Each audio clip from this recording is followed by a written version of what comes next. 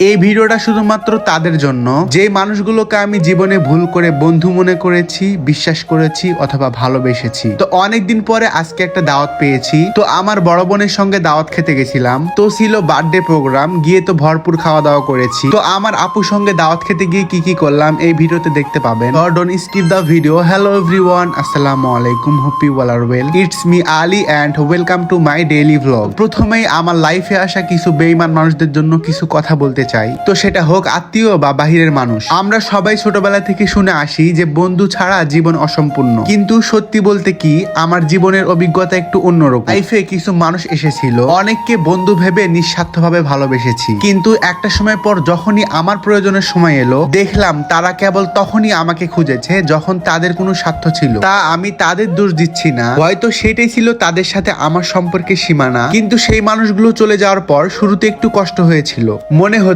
যে আমি পৃথিবী থেকে বিচ্ছিন্ন হয়ে গিয়েছি। কিন্তু আজ যখন পিছনে ফিরে তাকাই তখন মনে হয় সেই একাকিত্ব ছিল আমার জীবনের সবচেয়ে বড় উপহার। মানুষ যখন আমাদের কষ্ট দেয় তখন আমরা প্রায় নিজেকে প্রশ্ন করি আমার কোথায় ভুল ছিল, কিন্তু আমি বুঝি ভুল আমার ছিল না, ভুল ছিল আমার নির্বাচনের। আসলে আমি যাদের আমার জীবনের খুব কাছের মানুষ ভেবেছিলাম তারা সম্ভবত আমার বিশ্বস্ততা বা আমার বন্ধুত্বের যোগ্যতায় রাখতো না। আমরা যখন ভুল মানুষের পিছনে শক্তি খরচ করি তখন আসলে আমরা নিজেদেরই ছোট করি। আজ যখন আমি তাদের দিকে তাকাই আমার মনে হয় না যে আমি কাউকে হারিয়েছি, বরং মনে হয় যে আমি অপ্রয়োজনীয় কিছু মানুষকে আমার জীবন থেকে সরিয়ে দিয়েছি। আপনার সাথেও যদি এমনটা ঘটে তাহলে জেনে রাখুন আপনার মতো খাঁটি মানুষ সবাই পাওয়ার যোগ্য নয়। কেউ যদি আপনার প্রয়োজনীয়তার সময় আপনাকে অবহেলা করে তবে বুঝে নিন তাদের সেই উচ্চতায় পৌঁছানোর মন মানসিকতাই নেই। আপনি তাদের হারিয়ে ফেলেননি, বরং আপনার জীবনের মান উন্নত করেছেন। অনেক ছোট হয়েছি বেহায়ার মতন, তো নিজেকে ছোট করে আর কতদিন তাদের নিয়ে ভাববেন? তারা আপনার অবহেলার যোগ্য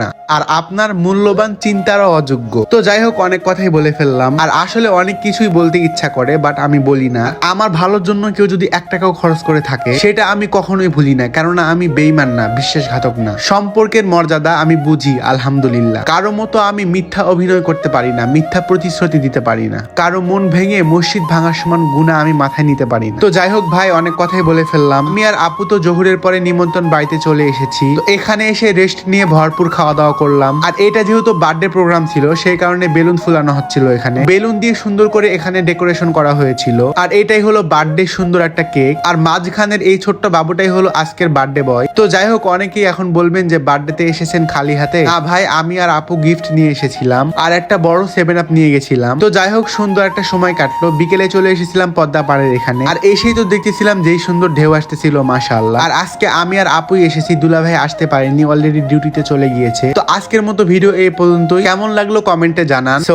thanks for watching this video. আল্লাহ হাফেজ।